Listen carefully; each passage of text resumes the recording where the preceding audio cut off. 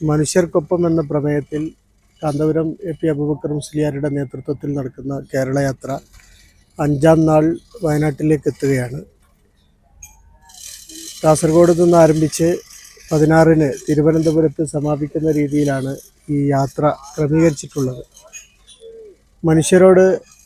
മനുഷ്യരെ സംബന്ധിച്ചുള്ള വിഷയങ്ങൾ ചർച്ച ചെയ്യുകയും മനുഷ്യരോടൊപ്പം ചേർന്ന് നിൽക്കേണ്ടതിൻ്റെ പ്രസക്തി സമൂഹത്തിലൊക്കെ ബോധ്യപ്പെടുത്തുകയും ചെയ്യുന്ന രീതിയിലാണ് യാത്ര ഈ സംസ്ഥാനത്തിൻ്റെ വിവിധ ഭാഗങ്ങളിലൂടെ കടന്നു പോകുന്നത്. ഓരോ ജില്ലകളിലും ആ ജില്ലകളിൽ അനുഭവിച്ചുകൊണ്ടിരിക്കുന്ന മാനുഷികമായ സാമൂഹികമായ പ്രശ്നങ്ങൾ ഉയർത്തിക്കാട്ടിക്കൊണ്ടാണ് യാത്ര കടന്നു പോകുന്നത്.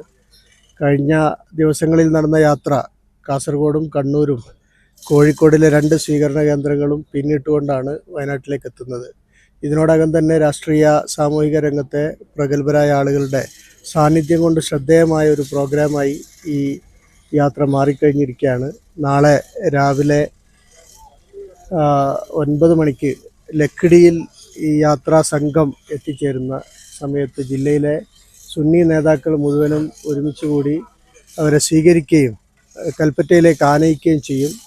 കാന്തപുരം എ.പി. അബൂബക്കർ മുസ്ലിയാർ നായകനും കേരള മുസ്ലിം ജമാഅത്ത് സംസ്ഥാന സെക്രട്ടറി ബഹുമാനപ്പെട്ട ഖലീൽ ബുഖാരി തങ്ങളും അതുപോലെ പേരോട് അബ്ദുറഹ്മാൻ സക്കാഫി ഉസ്താദ് ഉപനായകന്മാരായി യാത്ര കടന്നു വരികയാണ്. അതിൻ്റെ ആവേശത്തിലാണ് വയനാട് ജില്ലയിലെ സംഘടനാ പ്രവർത്തകരും സുഹൃത്തുക്കളുമെല്ലാം. വളരെ തകൃതിയായ ഒരുക്കങ്ങൾ കഴിഞ്ഞ 2 മാസത്തോളമായി ജില്ലയിൽ നടന്നുകൊണ്ടിരിക്കുകയാണ്. അതിൻ്റെ ഒരു സമാപനം കൂടെയാണ് നാളെ നടക്കാനിരിക്കുന്നത്. ഇതിനോടനുബന്ധിച്ച് സ്നേഹവിരുന്ന് ജില്ലയിലെ പ്രഗത്ഭരായ രാഷ്ട്രീയ സാമൂഹിക രംഗത്തുള്ളവരെ ഉൾപ്പെടുത്തിക്കൊണ്ടുള്ള ഒരു സ്നേഹവിരുന്ന് ക്രിസ്റ്റൽ ഇൻ ഓഡിറ്റോറിയത്തിൽ വെച്ച് 11 മണിക്ക് സംഘടിപ്പിക്കപ്പെടും.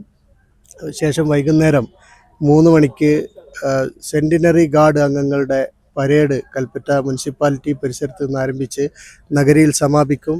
ജാഥ നായകനെയും അതുപോലെ ഉപനായകരും അടങ്ങുന്ന വാഹനവ്യൂഹം സെൻറ്റിനറി ഗാർഡിൻ്റെ പരേഡിനോടൊപ്പം നഗരിയിലേക്കെത്തും. നഗരിയിൽ സ്വീകരിച്ചതിന് ശേഷം പൊതുസമ്മേളനം നടക്കും. ജില്ലയിൽ അനുഭവിച്ചുകൊണ്ടിരിക്കുന്ന മാനുഷികമായ പ്രശ്നങ്ങളെക്കുറിച്ച് ചർച്ച ചെയ്തുകൊണ്ടുള്ള സമ്മേളനം നാളെ വൈകിട്ട് ഒരു 9 മണിയോടുകൂടെ സമാപിക്കും.